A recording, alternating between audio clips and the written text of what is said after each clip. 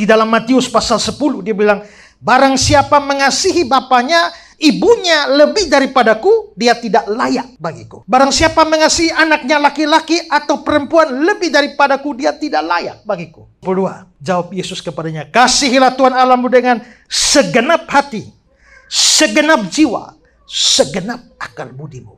Segenap, 3 kali segenap. Segenap hati, segenap jiwa, segenap akal budi. Kasihi lebih daripada bapak, ibu, anak laki-laki, anak perempuan. Berarti memang kasih kepada Tuhan itu memang harus di atas segala sesuatu. Kita belum sungguh-sungguh mengasihi Tuhan kalau masih ada yang kita kasihi di dunia ini lebih daripada mengasihi Tuhan. Ya, pengalaman hidup tokoh-tokoh Alkitab, misalnya Abraham. Abraham menunjukkan kasih kepada Allah lebih daripada kasih kepada anaknya. Itulah sebabnya ketika Tuhan Allah suruh korbankan anak, dia kasih. Ayub mengasihi Allah lebih daripada segala harta bendanya. Sehingga begitu segala harta bendanya habis, dia masih tetap percaya kepada Allah. Biarpun sempat tergoncang imannya. Karena itu, Musa lebih mengasihi Allah daripada semua kekayaan Mesir. Itulah sebabnya dia lebih memilih menderita dengan umat Allah daripada menikmati seluruh kekayaan Mesir.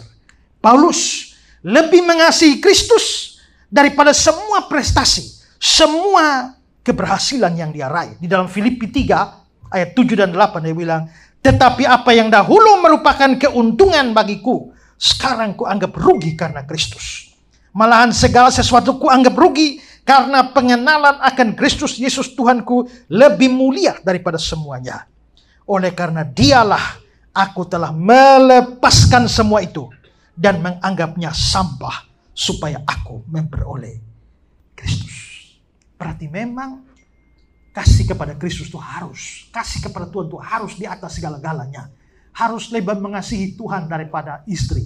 Harus lebih mengasihi Tuhan daripada suami, daripada anak, daripada mertua, menantu, harta, kekayaan, prestasi, dan lain sebagainya. Semua itu berbeda dengan Imam Eli ya. Imam Eli ternyata dia mengasihi dan menghormati anaknya lebih dari Tuhan. Lihat 1 Samuel 2:29. Mengapa engkau menghormati anak-anakmu lebih daripadaku? Karena anak-anaknya hidup jahat. Dia sebagai seorang imam, dia membiarkan mereka saja. Itu dianggap dikecam oleh Tuhan. Karena itu sama dengan menghormati anak-anak lebih daripada menghormati Tuhan. Dan Tuhan kecam itu. Nah, maka pertanyaan bagi kita sekarang adalah, apakah kita mengasihi Tuhan? Apakah engkau mengasihi Tuhan? Jika ya, apakah kita mengasihi Tuhan melampaui kasih kita terhadap segala sesuatu di dalam dunia ini? Matthew Henry bilang, mereka yang sungguh-sungguh mengasihi Kristus adalah yang mengasihi Dia lebih daripada segala kesenangan jasmani dan segala keuntungan di dunia ini. Mereka yang tidak mengasihi Kristus dengan benar adalah mereka yang tidak mengasihinya lebih daripada sahabat baik mereka di dunia ini. Rasul Yohanes itu di dalam surat-suratnya memberi peringatan kepada orang percaya berhati-hati terhadap bahaya berhala. 1 Yohanes 5:21. Anak-anakku, waspadalah terhadap segala berhala. Rasanya aneh kalau Yohanes bicara tentang berhala. Karena saudara tahu, berhalanya Israel itu habis kapan? Israel itu kan suka menyembah berhala ya. Ketemu bangsa ini berhala, ketemu bangsa ini berhala, kawin dengan bangsa ini berhala, berhala terus. Sampai Salomo saja kompromi dengan penyembahan berhala. Kapan berhala di Israel habis? Kapan mereka berhenti menyembah berhala? Setelah Tuhan hancurkan mereka dan buang mereka ke Babel. Sejak pulang dari Babel, mereka stop.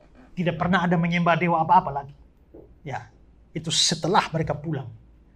Kalau begitu pada zaman itu, setelah itu tidak ada lagi urusan penyembahan berhala. Nah, tapi Yohanes itu memberikan anak-anakku waspada terhadap segala berhala. Kelihatannya Yohanes tidak mengacu kepada berhala seperti yang ada di dalam perjanjian lama, dewa-dewa bangsa-bangsa lain. Tidak. Tapi bagi Yohanes, segala hal di dunia ini dapat menjadi berhala bagi kita.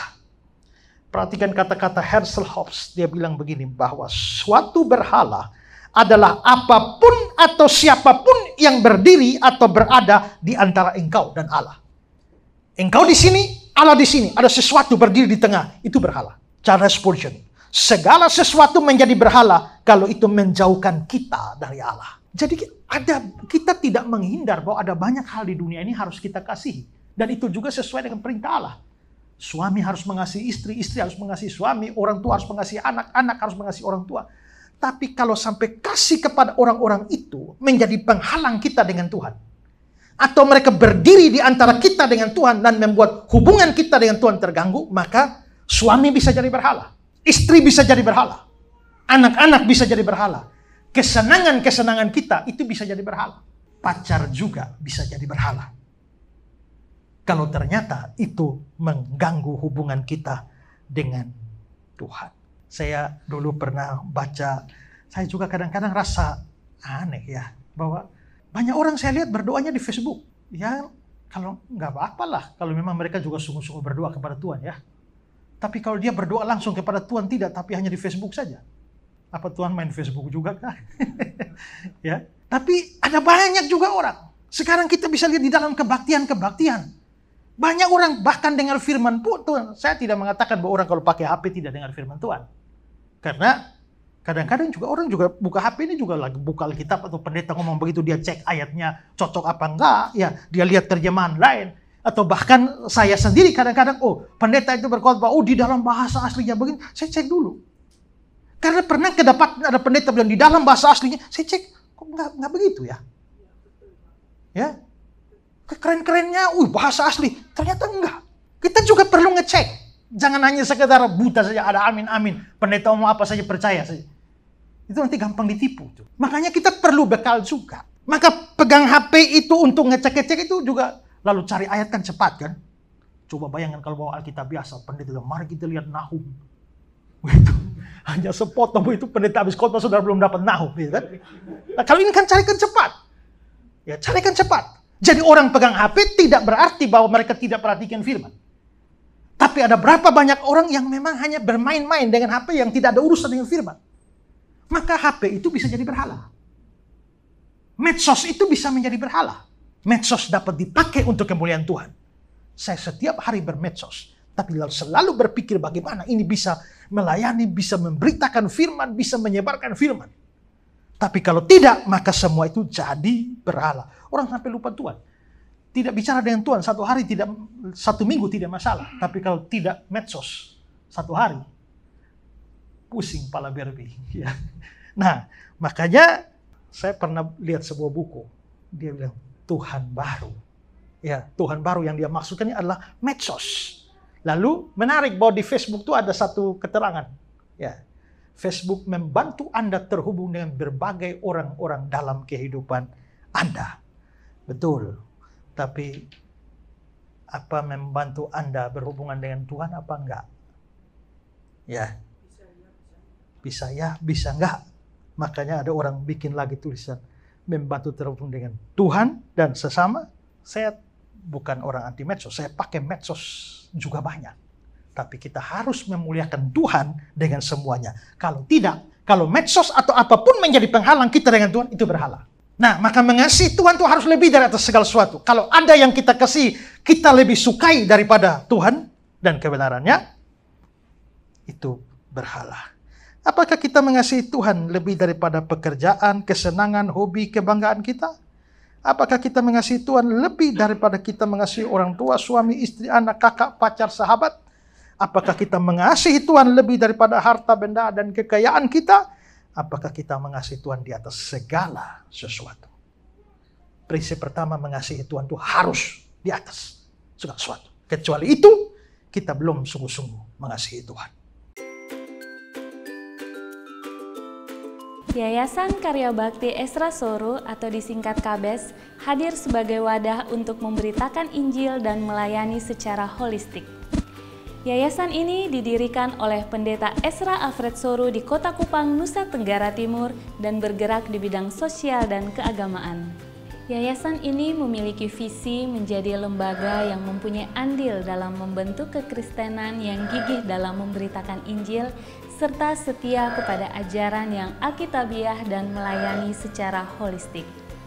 Dan misi dari yayasan ini yaitu melakukan pemberitaan Injil dan penyebaran ajaran yang alkitabiah secara langsung maupun melalui berbagai media, juga mempersiapkan dan mengutus misionaris-misionaris lokal ke berbagai wilayah, terutama ke pelosok-pelosok, serta mengadakan seminar-seminar atau pelatihan-pelatihan doktrinal, dan melakukan aksi-aksi sosial yang mengarah kepada pelayanan Kristiani yang bersifat holistik. Berikut serangkaian kegiatan yang telah dilaksanakan oleh Yayasan Karya Bakti Esra Soru. Bagi saudara dimanapun berada yang rindu untuk mendukung pelayanan kami, khususnya melalui dukungan dana, maka saudara dapat menyalurkannya ke nomor rekening yang tersedia. Untuk informasi selengkapnya dapat menghubungi Sekretariat Yayasan Karya Bakti Esra Soru melalui nomor berikut ini. Mari beritakan Injil dan melayani sesama dengan kasih bersama Yayasan Karya Bakti Esra Soru. Tuhan Yesus memberkati.